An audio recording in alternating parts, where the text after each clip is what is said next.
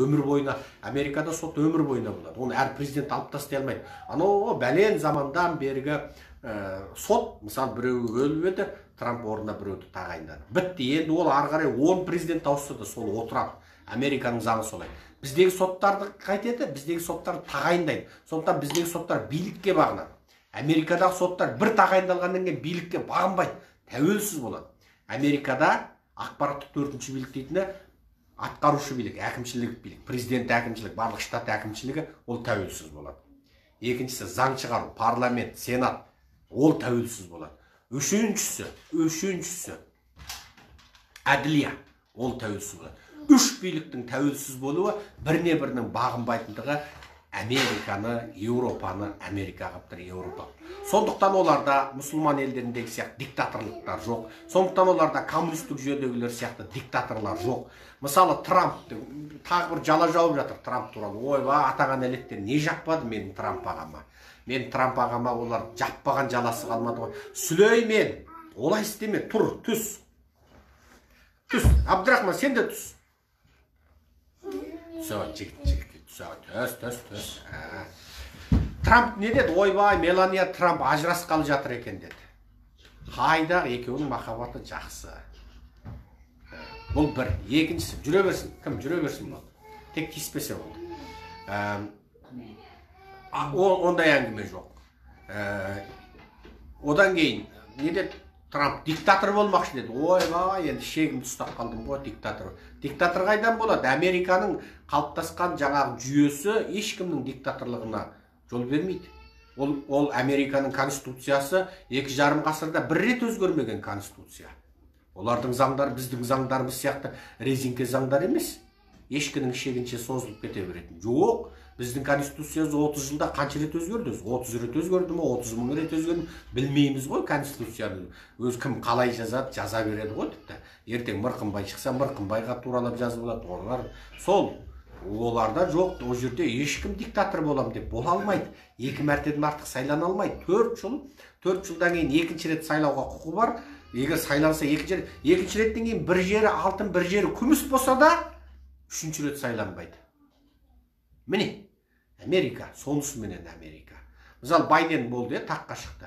Байденнің өзі ұзаса 4 жыл отырады, одан кейін тағы сайлауға түседі, одан жеңсе 4 жыл отырады, максимал 8 жыл бітті, ары қарай отырмайды. Ол жаңа советтік елдер емес, ол советтен қалған жаңағы шығыстың елдері, советтің елдері, ол жаңағы отырғаннан бітті. Артынан ең соңында қон жиып бүкіл халықтың қанын сорып отырып алатын. Ондай жүйе жоқ Америкада. Сөйтіп, Трампқа қарсы деген ереуілді болып жатыр, Трампты жақтайтын ереуілді болып жатыр. Бірақ осының бәрін неге халыққа жеткізіп отырмыз? Неге түсіндіріп отырмыз? Халық ненің демократия екенін білсін деп отырмыз. Білсін деп отырмыз. Халық демократияның қандай болатындығын, адамдардың таңдауының қалай болатындығын білсін деп отырмыз. Демократия деген бір тәтті зат бар. Оның дәмі былай болады деп, халық білсін деп, қазақ білсін деп жеткізіп отырмыз. Болмаса, Трамп менің нағашым емес. Байденмен жаңағы 6 аласым 5 бересім жоқ. Трамппен бір жаңағы құда жек жаттығым жоқ. Ештеңке қатысым жоқ. Бірақ неге? Американың кәдімгі демократиялық жүйесін, халықтың мемлекетті басқаруға қатысу құқы барын, өз жердегі әрбір адам, мейлі оның нәсілі қалай болсын, діні қалай болсын, оның саяси ұстанымы қалай болсын, ол өзінің адам ретінде тұтас мемлекетті басқару құқы бар екендігін мен қазаққа түсіндіріп отырмын. Қазақтың санасында, советтің санасында, коммунизмшілдердің санасында, анау діни радикал фанаттардың санасында халықты билейтін аспаннан бетеп, халықтап бетеп түскен бір супер адамдар болады. Ол саған ұқсамайды, ол билеуші тап, ойбай бағын, қарсы сөйлемеді. Оның бәрі оттаған сөз. Бәрі оттаған сөз. Оның барлығы анау перғауыннан жалғасып келе жатыр. Оның барлығы.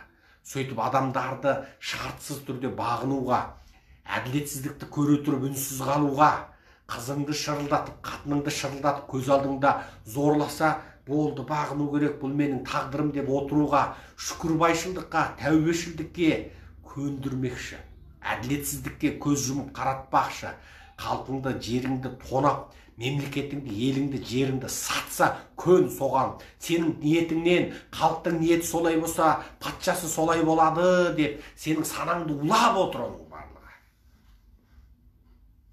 Солар дәлелдесінші, көктен битеп, қалқып, қанаттарын қағып, жаңа әулие болып ұшып түскендігін дәлелдесінші солар.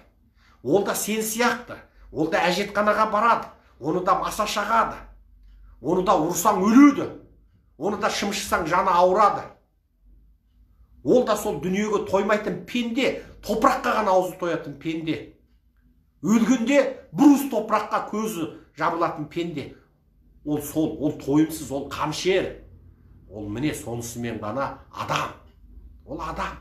Ол ешқандай жаңа Құдайдың жер бетіндегі көлеңкесі, жаңағы ойбай саясатқа кірме. Мына сәбеттен қалған бір сөз бар, ойбай саясатқа кірме. Сонда не, біреу дүниеге келгенде мен саясатқа кірем деп шешесінің жерге түскен кезде қолында куәлігі бола ма екен саясатқа кіретін? Жоқ, біреу келгенде шекесіне саясатқа кірме деп жазып бере ме екен? Жоқ, біреу дүниеге келгенде мынау жаңа ойбай билеуші тап болады деп бере ме екен? Бұның бәрі оттаған әңгіме. Құдай тағала бізді жер бетіне жіберді, бәріміз теңбіз. Құдайдың алдында бәріміз бірдейміз. Құдайдың алдында бәріміз бірдейміз. Құдай бәрімізді тең жаратты. Біз теңбіз. Тек ниетімізге, жасаған амалымызға, қарекетімізге, мына дүниеде емтиқан беретін алаң, осы емтиқан алаңында істеген ісіміз емтиқанға жауап, сонысымызға қарап, Құдайдың алдында дәрежеміз болады. Анау сектанттардың барлығы Перғауын заманынан бері соны. Перғауынды Құдай деді ма? Деді. Табындырды ма? Табындырды. Адамдар ойлады, ойбай, мен құлмын, мен туысымда құлмын. Анау Перғауын бәрін біледі. Бұрынғы патшаларды да сөйтіп бағындырды ма? Бағындырды. Чиншухан Қытайды Қытай қылған. Сол да сөйтіп бағындырды ма? Бағындырды.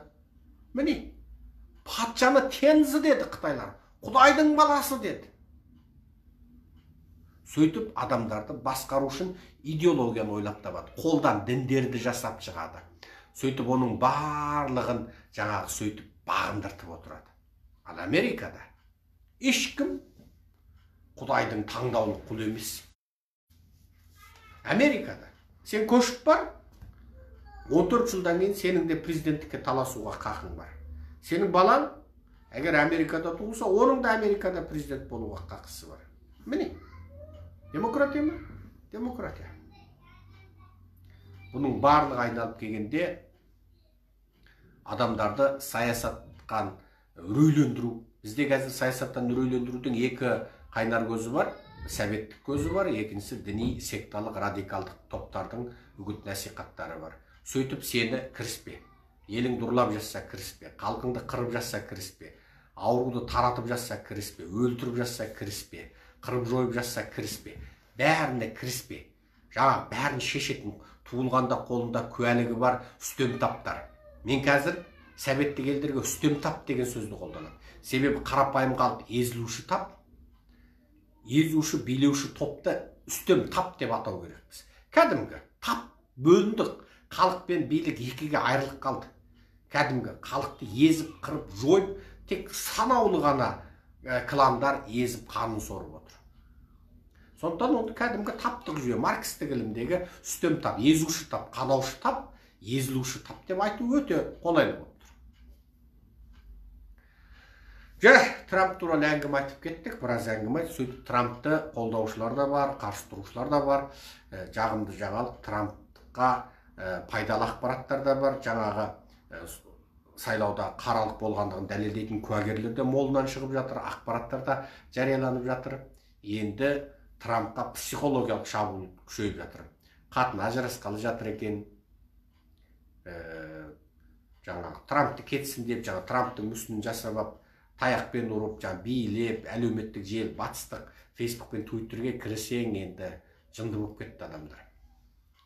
Менің айтайын дегенім осы, дүйсенбі енді болды, алдағы уақытта не болатынын тек сіздерге осы әлеуметтік желі арқылы жеткіземіз.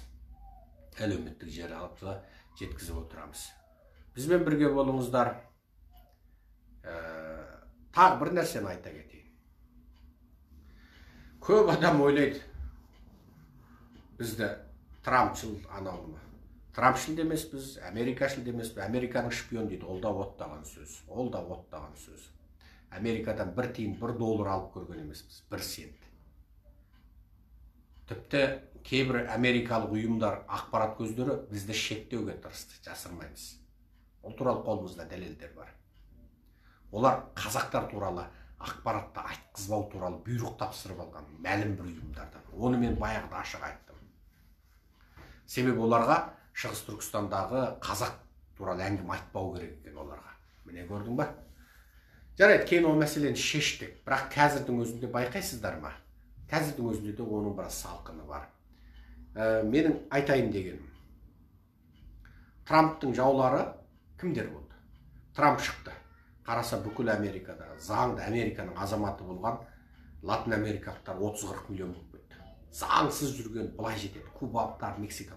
Ол алдыда Мексика мен екі ортаға қорған тұрғызам деді. Бұл ұнамайды. Жаңағы 30-40 миллион Латын Америкалықтар ұнамайды. Бұл алдыда шетелдегі зауытты қайтарыңдар деді. Америкада өндіріс ашамыз деді. Бұл кейбіреулерге ұнамайды. Салықтан қашатын, немесе шетелдің арзан күштері, шетелдің саяси элитасымен амараласып отырғанда ұнамайды. Бұл алдыда жаңағы Қытайдың кіретін тауарына салықты көбейтті. Бұл сол Қытайдан тауар экспорттап, Қытайдан арзан тауар тасып, байып отырған олигархтарға, шіріген миллиардерлерге ұнамайды. Себебі ол бұрын Қытайдан сутегін сатып алады, ана жақтас Американың салығы аз, сосын Американың нарығын ұстап отырған. Олар тек алып сатар олигархтар болған, олар ұнамайды. Қысқасы, Трамп біраз елдің жүйкесіне тиді олда. Жүйкесіне тиді. Енді қайтеді? Трампты да сол Американың 174-ші бабымен сотқа беруге өткенде біреу айтады, Трампты Қазақстанға әкелейік дейді. Қазақстанға әкелсе қайтады? Мұхтар Шаханов оның үстінен арыз жазады, 174 арандатушы деп. Болып бітті. Біздегілер алады, 6 ай үй қамап тастайды, Астана қаласы Жаңаөзен 6-ға Трампты қамап тастайды. Сол Трамп отырады, мен құсап Жаңаөзен 6-да жаңағы тышқандармен алысып, жаңағы ыстық су жоқ, жаңағы отырады сөйтіп. Трамп көсе қытайшылдар арыз жазады. Тіркелген үкіметшіл, билікшіл 2 ада жұрт бар ғой, Қыдырәлі Ораз, Ербол Дәулетбек деген. Тіркеп алып, тіркеле салып Қытайда лагер жоқ дейтіндер. Бейжіңнің ұнататын сөзін айтатындар. Солар арыз береді. Рысбек Тоқтасын бар, бұрын жаңа Қосановшыл болған, қазір Мамайшыл болып жүрген. Рысбек Тоқтасына арыз береді. Анау Қытайдың Қазақстандағы диаспорасының бастығы болып жүрген Еңкішсарының туысы кім еді? Мұқан Мамытқан арыз береді. Еңкішсар арыз береді, Дүкен Мәсімхан арыз береді. Сол қалың қытайшыл арыз беріп, Трампты соттатып жүретін еді Қазақстанға келсе. Сол, енді не істейміз? Трамптың жүйкесі тастан жасалды ма, болат темірден жасалды ма, соған қараймыз. Трамп жаңағы демократшылдар, глобалистер, солардан жасалған ақпараттық шабуылға төтей ме, төтемей ме? Соған қараймыз. Жүйкесі мықты ма, мықты емес па? Соған қараймыз. Шалың оңай емес, 74 жаста. 74 жаста, Байден 78 жаста. Шал енді осыншама қысымға соңына дейін шыдай ма, шыдамай ма? Америка қоғамы қағекке жарылды қазір. Қағек. Бұдан бұрынғы тарихта бұндай болмаған.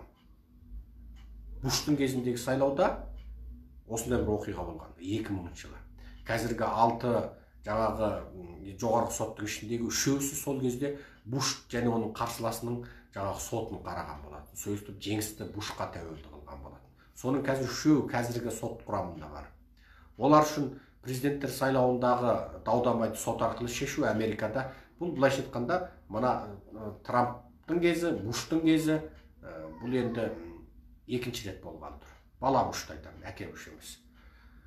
Жалпы Америка демократия. Алысқаны да, жұлысқаны да қызығасың. Кәдімгі демократия. Қазақта бір ғана демократия бар, ол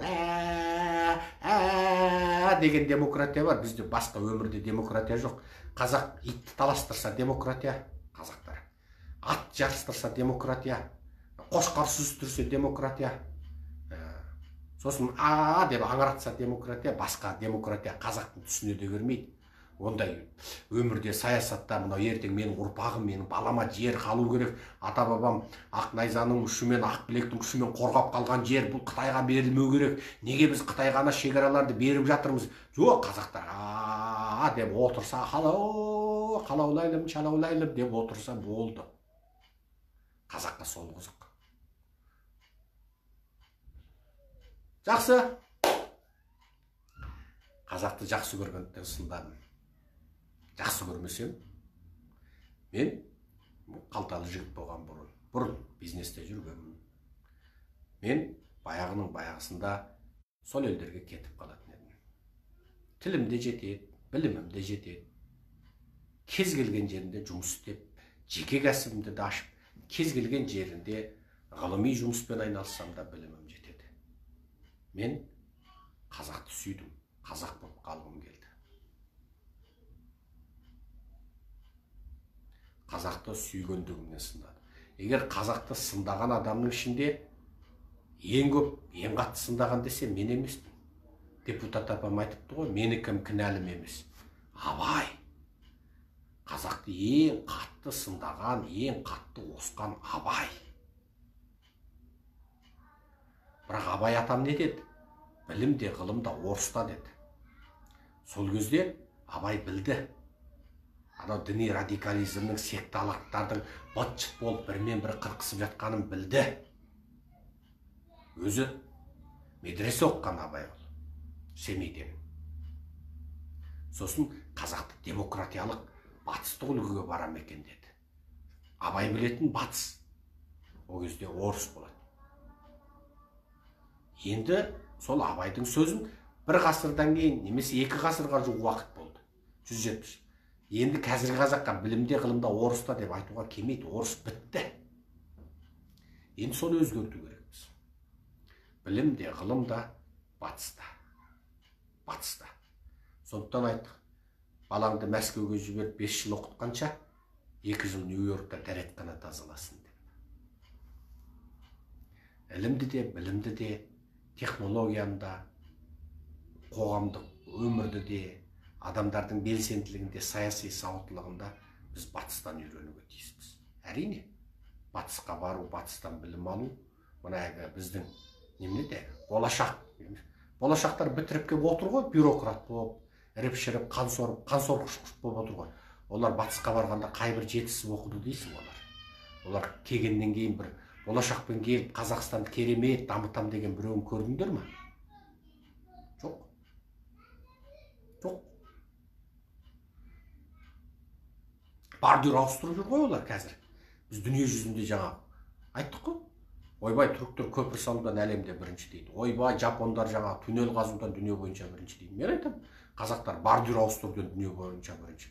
Бізде ескі 60 жылғы Сәбеттен қалған, Сәбеттің арғы аталарынан қалған ескі соп-сұр түрме сияқты үйлер Алматыда, Астанада тұр әлі. Соп-сұр, тар кухнясы 5 квадрат метр шіріп кеткен Хрущевский деген жаңағы қамыстан салған үйлер тұр. Адамдар, миллиондаған адамдар сонда өмір сүріп жатыр. Ең ескі іріп-шіріп отырған жаңа бүкіл Алматы, Астананың құбыры шіріп кеткен.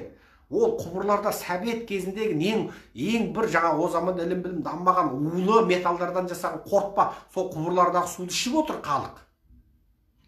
Жаңағы неше түрлі уларды береді. Сондықтан қазақ өспейді. Сондықтан қазақтың еркегі белсіз, қатыны бедеу. Неге мына іргеңдегі өзбек өсіп жатыр? Аш жалаңаш кедей өзбек еді ғой кеше. Қаңғып Қазақстанға келіп бүкіл дүние. Сол неге өсіп жатыр? Қазақ неге өспейді? Себебі сенің санаңды салдандырды, мың сан сектаға бөлді, миыңды жаңа бәленбайыңды анадан бәленбайың мынадан қылды, кредитке байлады, аздырды, тоздырды, азғындықты қолдан жасады, жезөкшені көшеге шығарып қойды. Көрмегенсіді, Алматы мен Астананың жезөкшеге толған жоқ па? Сөйтіп халықты әбден аздырып, тоздырып, сен азып, тозып, қаңғып кеткенде ұлтта, мемлекет отанда басың жетпейді. Сені тек қарынның қамынан аспайтын құл қылып жіберді.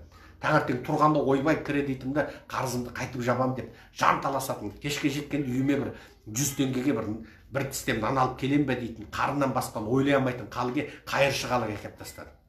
Қайыршы болып жүрген, тентіреп жүрген, табанны беселі күс болып жүрген бейшара отан елді қайтып ойласын. Сөйтіп аздырып тоздырды. ең сорлы, ең ескі үйлерде тұратын, ең жаңа бордюры бар айналайын қазақтарым. Аман болайық. Сау болайық. Диванда отырып, Американың сайысын, демократиясын қызықтап отырмыз. Күтіп отырмыз. Көп адам айтады, Трамп жеңсе Қазақстанға пайдалы. Трамп Қазақстанның қайда екенін де білмесе қайтесің. Трамп өзінің Америкасы үшін жұмыс істейді. Трамп қазақ үшін жұмыс істейді деп ойлама. Байден де Америка үшін жұмыс істейді. Себебі оны сол Американың элитасы, Американың бүкіл медиасы, Американың бүкіл халқы сайлады. Мейлі қайсысын сайласын. Ойбай, мен Қазақстанды байтайын, Қазақстанды жақсылайын деп ешқайсысы ойламайды. Олар білмеуі мүмкін. Қазақстан қайда? Ауғанстанның қасында ма, Пәкістанның қасында ма дейді. Сенің атағың сол, сен боратсың. Сені борат арқылы біледі. Ана туалеттің ішіндегі суды ішетін, өзінің қарындасының аузынан сүйетін, борат деп біледі Қазақстан. Соған сенеді. Сен ойбай, дамыған ел, 30 ел, ол ертегіні ұмыт оны. Қайдағы дамыған 30 ел? Әлемде 200 ел болса, соның ең мына жағындасың. Қайдағы 30 ел? Армандама, қиялдама. Артынан санағандағы 5-тік пен 10-тықта жүрсің. Тогодан, Сералионнан, анау қырғын апат болып жеріне бір тамшы жаңбыр жаумайтын Африканың елдеріне мынандай ғана айырмаң бар, қазағым. Керісінше сен суицидизмнен өзін-өзі қол жұмсаудан біріншісің, жезөкшеліктен бренд жаратып отырсың, шетелге ұрданған ақшадан әлем бойынша алдыдасың, блокталып жатқан ақшаң соттасып жатқан, қашқын пышқыныңменен, әділетсіздігіңменен, педофиліңмен сен әлемге бренд болып тұрсың. Азғантай қазақ. Қайта әйтеуір 13-14 миллион боқ қапсың. 1 миллиард болса, жер шарын 100 рет турап, 100 рет күл-талқан қылып жіберетін қазақсың. Қазақтың ойбай Трамп сайланса, мен Трампты айтқанда, мен Трамп қазақты құтқарады деп айтпаймын. Мен Трампты айтқан кезде қазақ Американың демократиясынан үйренсін деп айтам. Трамп кеп сені құтқарады деген жоқпын. Трамп кеп сені құтқармайды қазақ. Трамптың мойнында ондай міндет те жоқ. Трамп мен неге жақсы көрем? Қытайдың кеңірдегінен қысты ғой ба, кеңірдегінен қысып, астамсыған, құдайсынған Қытайды орнына қойды ғой. Сен, қайыршы, кім екеніңді біл. Коммунистер, Құл-Құтанның тұқымдары, атаңның басы сен дүниені жаулаймын. Коммунист Құл-Құтандар деп, ана Құл-Құтанның кім екендігін білдірді, тәубесін есіне салды ғой ол. Мен соны сол үшін жақсы көрем. Бірақ ана диванда отырып өзі қарекетсіз отырып, қазақты біреу кеп құтқарады деп, ертөстік кеп құтқарады деген қазақ айтайын, сен ешкім құтқармайды. Қазақтың батырлық аңыздарын қарап, психология бар. Бізде анау жаңағы кім еді, Қобыланды аңызынан айтайықшы, арысын айтпайық. Мен өзім бала күнде Қаракерей Қабанбай дастанын әкем алып кеп маған жатта дейді. Қабанбайдың дастанын мен біраз жерге айтып тастаймын. Жіберем мен Қабанбайдың дастанын. Себебі Қабанбайдың қай жерде соғысқанын, қанша жерде қай жаңағы рулардың қабірі жатқанын мен сол жерде көріп өстім ғой. Бәріне тоқтап атамыз деген Құран бағыштап сөйтіп өтетінбіз. Міне Қабанбайдың ботасы қалып қалған жер, бота қалған деген сай мен жерім, мысалы. Қабанбайдың жаңағы соғысқан Жоңғар ойпатында туып өскен қазақпын. Біздің Жоңғар ойпатында сен жерді бір 20 сенті қазсаң, астынан сүйек шығады, бас шығады. Біз бала күнімізде сол қалың сүйектің ішінде ойнайтынбыз. Міне, ол негізі адамзат тарихындағы ең үлкен геноцид болған жер ол. Адамзат тарихындағы ең қанды шайқас сол менің туған жерімде болған жер. Біз мектепке баратын жолда бастың сүйектері жататын. Шындық. Сол Қабанбай батырдың дастандарынан арғысан, жаңағы Қобыланды батырдың дастаны, бергісі мына жаңағы Манастың дастанын қарайықшы, мысалы, Манас батыр. Ол да өзіміз ғой, міне, қырғыз өз бауырымыз, қазақ-қырғыз бір туған. Манастың ең жақын сенімді серігі қазақ болған айтпақшы. Біз Қызылсу қырғыз автономиялы облысына барғанда, Ақши ауданда бір дәу бейітті көрсетіп, сол аудандағы зиялы қауым сол жерде Құран оқыған. Мына кісі кім деп білесіздер, білмейміз. Ол кезде мен 25 жастамын. Жазушымын, жаңағы сыйлық алып, жазушы болып, сол сыйлық, мемлекеттік сыйлық алып, повестім. Сонда жаңағы сөзеде жүргенбіз, жазушылар одағы. Бұл Манастың ең жақын сенімді серігі қазақ қой дейді, міне. Сонда жалпы қазағыңда да қырғызыңда да сол ортақ қой енді. Бір супер батыр бар. Оны жаңа отқа салса күймейді, суға салса батпайды, атса қылыш өтпейді, атса оқ өтпейді, шапса қылыш өтпейді. Сол супер батыр халықты құтқарады. Осы аңыздар бізге бір тарихи мұра, фольклор бізге керемет жаңағы халқымызды батырлыққа дәріптейді. Бірақ осы аңыздардың екінші бір жағы. Мысалы, тәтті нәрсені шекіртте көп жесең зиян ғой, тәтті болғанменен. Етті де көп жеп қойсаң зиян, мысалы. Өттен айырыласың кем дегенде. Холестериннің артып кетеді. Сол сияқты әр нәрсе жақсы нәрсе бар, оның екінші жаман жағы да бар. Сол аңыздарға бала күнімізден естіп өсіп, біздің халқымыз сондай бір супер батыр келсін деп күтеді. Бір нәрсе шындық. Ешкім супер батыр емес. Сен сияқты жалақор, бәлеқор халық супер батыр дүниеге келіп, аспаннан Құдайдың өзі, мә супер батыр сендерге десе өлтіріп тастайсыңдар, жалалап. 174-ші баппен соттап түрмеге қамап тастайсыңдар. Жалпы менің айтайын деген, супер батыр жоқ. Еуропаның супер батыр құтқарған жоқ. Америкаға демократияны супер батырлар берген жоқ. Ұйымдасқан халық өзінің саналылығынан, өзінің батырлығынан, ерлігінен әр қадам шықты. Маған не істейсің деп шықты. Жаңағы сияқты. Мысалы, Қазақстанда, сол Қытайда қазақтарды қырып жойып, өлтіріп, сөйтіп, құлдыққа, заводқа жегіп, сөйтіп жатқан кезде Қазақстанның жазушылар одағында 700 жазушысы бар. Бүгін 100-і барып, ашыққа жазып, ертең 100-і барып, конференция өткізіп, ары күні 100-і барып, Қытай елшілігінің алдында айғайлап, оның ары күні 100-і барып, телеарналарға барып, сұхбат беріп, неге айтпайсың, жазбайсың десе, сол 700 жазушыны біреу барып бастарып, 700-ін бүйтіп чабарым еді солардың. Бәрі соның мәлкілдеген шалчауқан кемпірге шық қой көбі. Жоқ. Солар неден үрейленді? Намыстың жоқтығынан. Сәбетскейлігінен. Мен мына ұлттың мәселесін менікі емес, мен тек отырып алып жазам дегендігінен. Міне. Соларға ешқандай қауіп жоқ еді. 700 басын біріктірсе. Сол 700 қазақ басын біріктіре алмады. Анау журналистердің әрқайсысы ойбай маған тиым сал дейді. Атаң бас тиым сал. Жаз, жұмыстан қуса кет. Ертең тағы біреу жазсын, жұмыстан қуса кетсін. Бүкіл журналистер қауымдастығы бірігіп алып ереуіл өткізсін алды. Сонда кімді қояды? Жоқ, жаза алмайды. Кеңірдектің құлқынның құлы. Міне. Енді сен бір супер батыр келіп мені құтқарады деп ойлама. Трамп та құтқармайды, Байден де құтқармайды, ешкім құтқармайды сені. Супер батыр жоқ. Тағы қайталап айтам, 100-ші рет. Мүмкін 101-ші рет. Ертөстік өліп қалған. Ертөстікті күйіктен өлтірді қазақтар. Ертөстік ызаланып өлді. Ертөстік асылып қалды өзі, суицид жасады. Немесе ертөстік тірі депутат болып кетті, әкім болып кетті. Болды, ертөстік жоқ. Парақор болып кетті. Жоқ, ертөстік жоқ, супер батыр жоқ. Өзіңді өзің құтқар қазақ. Сау болыңдар, айналайын халқым. Құрметпен Серікжан Біләшұлы. Айтпақшы, Атажұрттың YouTube, Facebook, Twitter, Instagram каналын қолдаңыздар. YouTube каналға тіркелген болсаңыздар, тіркеуден шығып кетіп, қайта тіркеліңіздер. Себебі бұрынғы ескі тіркеуде отырғандарға YouTube автоматты жаңалық бермейді екен. Біз мына Қытайға қарсы көп сөйлегендіктен қытайшылдар YouTube-ға арыз жазып, YouTube-іңде Қытайға сатылған ба, бәрі сатылды ғой, міне Facebook мысалы. Біздің бір аккаунтымыз блоктады.